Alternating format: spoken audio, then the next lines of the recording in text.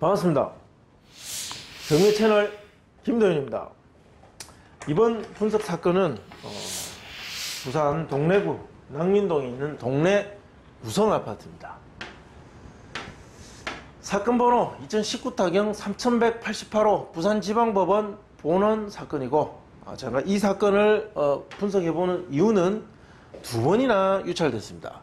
한때 부산의 아파트 시장이 참 좋을 때는 이 우성아파트도 굉장히 인기가 있었고, 위치가 좋아서 인기가 있었고, 없어서 못 사는 그런 아파트였는데, 지금은 두 번이나 유찰되고 있습니다. 감정 3억 2천이었으나 최저가는 2억 480만원. 자, 무슨 이유 때문에 이렇게 두 번이나 유찰되었을까? 자, 두 번까지 유찰되는 시장, 그런 지역이 아닌데 왜 두 번이나 유찰됐을까? 이유는 있을 것이다. 그래서 궁금해서 분석 사건으로 선택해 봤습니다. 자, 물건 종류는 아파트, 동래 우성 아파트 16층입니다.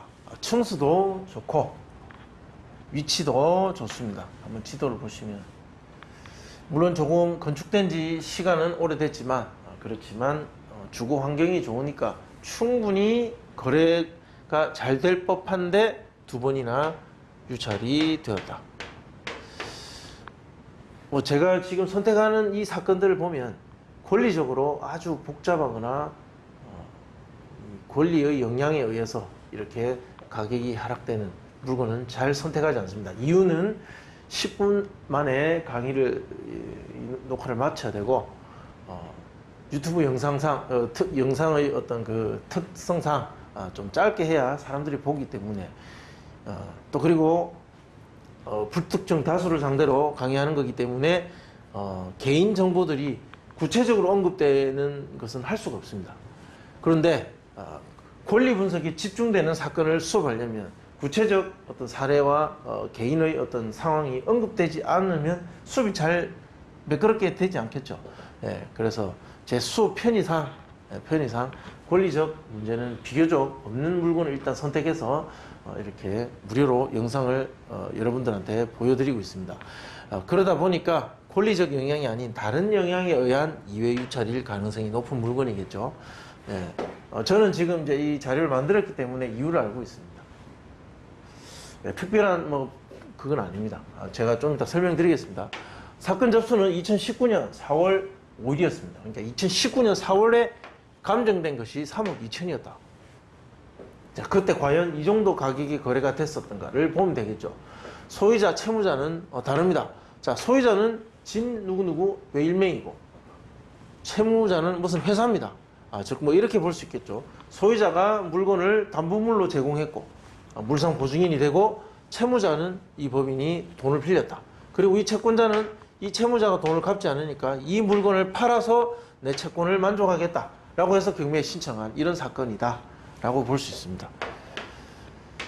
문건 접수 내역 보겠습니다. 특이한 이해관계자가 있느냐? 자, 그게 제일 중요하겠죠. 보시면 임차인도 없고,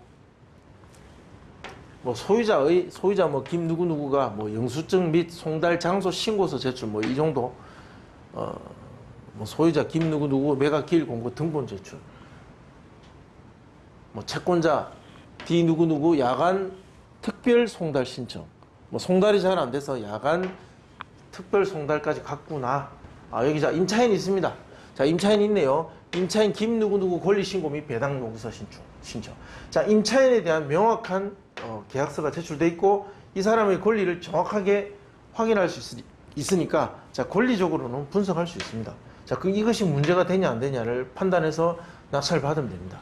자, 기타 다른 것들은 전부 경매 진행과 관련된 것들이고, 낙찰자에게 중대한 영향을 미치는 그런 이해관계자들이 아니다.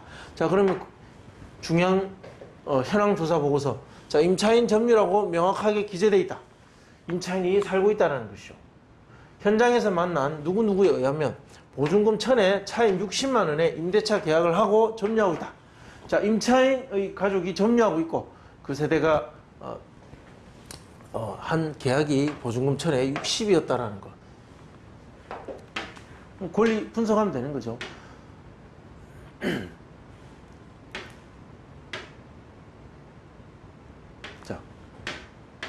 대항력이 없는 임차인입니다.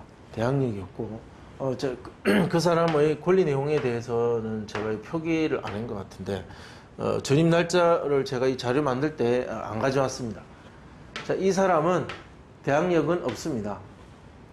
근저당권, 첫 번째 근저당, 2011년 7월 21일, 이 날짜 이후에 전입한 세입자입니다. 이 세입자는 이 날짜보다 늦은 그 이후에 이 나머지 채권자들처럼 후순위의 임차인이다. 1000에 60만 원. 대항력은 없다. 다만 이 보증금 1000이 이 1000만 원은 소액 보증금에 해당되기 때문에 배당 요구 신청을 했죠. 아까 보셨지 않습니까? 권리 신고 및 배당 요구 신청을 했습니다. 따라서 이 1000만 원은 배당을 받을 것이다. 소액 보증금에 해당되기 때문에 그렇습니다. 매수인이 인수하게 될 부담, 매수인이 인수하게 될 부담. 자, 등기사항 인수할 것은 없습니다. 1순위 근저당이 있고 그 이후에 모든 권리는 소멸된다. 관리비, 세입자가 살고 있죠. 이 세입자는 1000에 60에 있는 세입자입니다. 1000만 원은 근저당 설정 일자의 기준으로 봤을 때 모두 배당을 받는다. 따라서 관리비나 기타 공과금 등은 영향을 미치기 어렵습니다. 모두 납부하고 이사 나가지 않으면 보증금 1000을 받을 수 없습니다. 명도 확인서를 받아야 배당을 받을 수 있다. 명도 확인서를 받기 위해서는 이 모든 낙찰자가 인수할 수도 있는 위험이 되는 그런 채권 관계들을 모두 깔끔하게 정리하고 명도 확인서를 받아야 됩니다. 임차인은 김 누구누구 임차인입니다. 자, 명도 계획은 임차인을 상대로 합니다.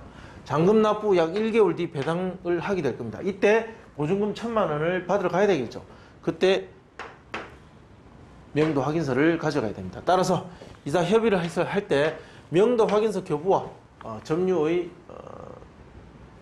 이전을 동시 이행으로 처리해서 이사비가 들지 않도록 하는 것이 최선입니다. 명도 소송 가능성은 희박입니다. 자, 시장에 나와 있는 동래 우성 동평형대 매물들의 호가입니다. 보시면 2억 7,500, 2억 8,500, 2억 8,000, 2억 8,500, 2억 7, 8천대의 호가들이다. 자, 감정은 3억 2천이다. 자, 단순하죠. 현재 살 수 있는 가격보다 감정 자체가 4, 5천 정도 높기 때문에 두 번이나 유찰된 겁니다. 그러니까 권리적 문제가 아닌 단순히 감정의 문제, 가치 평가의 문제 때문에 유찰된 것이지 이 물건 자체의 문제는 아니다. 세입자는 1000에 60으로 모두 배당도 받을 수 있는 깔끔한 권리관계의 물건이고 오히려 명도가 더 쉬운 물건이다. 자, 실거래가 보시겠습니다. 2020년, 2019년 보면 최근에 와서 보면 2억 7천, 2억 7천, 2억 6천, 2억 2천도 있습니다. 1층에 보면 가격이 오히려 하락한 것이 아닌가 그런 생각도 드는데 작년 거래 사례 보면 비슷합니다. 하락이라고 볼 수는 없고, 자, 2억 7천, 이렇게. 오히려 상승했다라고 볼 수 있죠. 2억 8천대의 가격 흔적은 없는데, 지금은 2억 8천, 500, 7천 호가하고 있으니까, 약간 아주 소폭 호가들이 상승했고, 거래 기록에도 한 1000만 원 정도 평균 올랐다. 이렇게 볼 수 있겠습니다. 대상물의 가치. 감정은 3억 2천이나, 실제 거래가 가능한 금액은 2억 7천에서 8천이다. 따라서 두 번 유찰될 수밖에 없다. 이게 2차 금액입니다. 거의 2차 금액. 실제로는 한 번 유찰된 것과 똑같은 효과다. 자, 인근 낙찰 사례 비슷한 가장 비슷한 최대한 비슷한 걸 뽑으면 한일 UNI 중앙 하이츠. 자, 20년 4월 17일과 1월 21일 전용 면적 25.7평과 18.1평. 자, 하나는 1차에 낙찰됐고 하나는 2차에 낙찰되었습니다. 아파트가 건축 연도가 얼마 되지 않고 그리고 주거 인기 아파트일 경우는 1차에도 낙찰되고 경쟁률은 12대 1까지도 갈 수 있다. 조금 낡고 이런 아파트들은 5대 1. 자, 2차 정상적으로 가서 조금 저렴하게 낙찰된다. 자, 이때 중요한 건 이 경쟁률입니다. 자, 12대 1, 5대 1. 시장의 상황에 따라서 큰 변화가 있는 것은 아닌데 어쨌든 수요자는 분명히 있고 입찰자들은 분명히 있을 것이다. 단독 입찰은 절대 아니다. 경쟁자는 있다는 것이죠. 경우에 따라서는 이렇게까지도 갈 수 있다. 한 10대 1도 예상해야 된다는 겁니다. 감정가가 이렇게 될 때, 자, 거래 가능 금액은 이렇게 실제로 가격이 올랐습니다. 여기는 낙찰가는 이렇게 기록되었다. 96%, 92%. 자, 이거 가중 평균 구하면 한 94.48. 자, 하한가 2억 7천을 적용해 보면 2억 5,800만 원 정도 됩니다. 자, 상한가를 적용해 보면 상한가 2억 8천을 적용해 보면 2억 6,700. 저 따라서 자, 보시면 하한가, 상한가. 자, 하한가, 상한가 있는 이유는 그 물건을 바라보는 사람의 주관적인 어떤 그 가치 평가가 있겠죠. 약간의 차이는 날 수 있습니다. 매수자와 매도자가 보는 가격 차이도 있습니다. 자, 그래서 2억 5,800과 2억 6,700 이 가격 안에서 낙찰가가 형성될 가능성이 높다라고 말씀드릴 수 있습니다. 자, 궁금하신 내용은 댓글에 남겨주시면 답변해 드리겠습니다. 조금 구체적으로 질문해 주시면 답변하기가 수월합니다. 자, 좋아요, 구독 신청 부탁드리겠습니다. 시청해 주셔서 감사합니다.